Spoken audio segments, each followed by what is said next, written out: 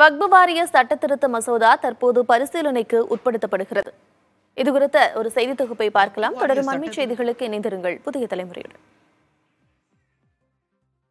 மசோதாவை ஆய்வு செய்வதற்காக அமைக்கப்பட்டுள்ள நாடாளுமன்ற கூட்டுக்குழுவிற்கு பாஜகவின் ஜெகதாம்பிகா பால் தலைவராக நியமிக்கப்பட்டுள்ளார்.